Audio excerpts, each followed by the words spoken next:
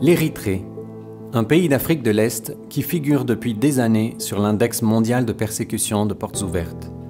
Un des pays où les chrétiens sont les plus persécutés. Certains disent de l'Érythrée qu'elle est la Corée du Nord de l'Afrique. Sous le régime totalitaire du président Afewerki, aucune organisation non enregistrée ne peut subsister. Il n'y a pas de liberté d'expression, pas d'opposition politique. Seules les églises catholiques, orthodoxes et luthériennes sont autorisées. Mais si leurs membres s'opposent aux directives, ils sont incarcérés. Les autres églises sont illégales. Elles ne peuvent pas s'enregistrer. Leurs membres sont accusés d'être des agents de l'Occident. Ce sont eux qui subissent la persécution la plus sévère.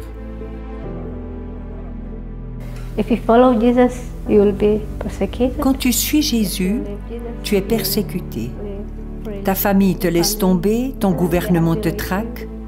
Mais si tu renies Jésus, tu es libre.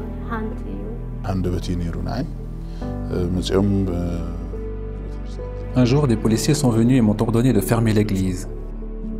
Ils ont dit « Il n'y a plus besoin d'église ici, ferme-la ».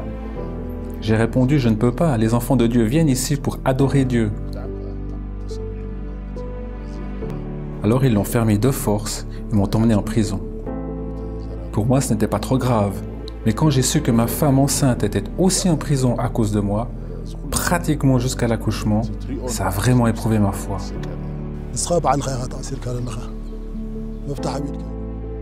Ils m'ont dit, tu t'es toi-même mis en prison, tu as la clé dans ta main, signe ici, renie ta foi et tu es libre. C'est facile de signer un papier et de s'en aller, mais que veut dire suivre Jésus? On ne peut pas suivre Jésus uniquement quand tout va bien, on doit aussi le suivre dans les difficultés.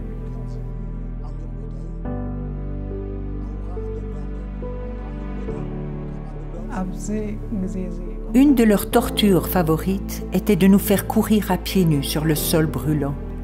Ils nous tabassaient constamment. Les douleurs étaient atroces. Les 3 premières années, j'étais enfermé dans une cellule sous terre.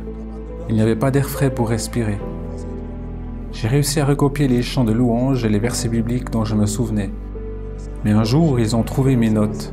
Alors ils m'ont attaché dehors sous un soleil brûlant. J'y suis resté tout un mois.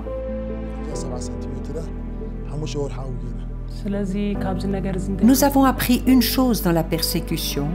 Personne ne peut arrêter l'Évangile.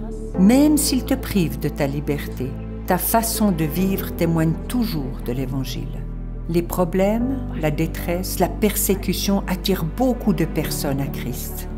Malgré les difficultés, l'Évangile est toujours plus puissant. La foi chrétienne se propage. J'ai été incarcéré avec un autre chrétien. Dieu nous a permis d'annoncer l'Évangile à 10 co-détenus et à 2 gardiens. Tous ont trouvé la foi en Jésus. C'était vraiment un miracle. Ils n'avaient jamais entendu parler de l'Évangile auparavant. Je voudrais qu'on prie comme Étienne a prié pour ses persécuteurs. Seigneur, pardonne-leur car ils ne savent pas ce qu'ils font.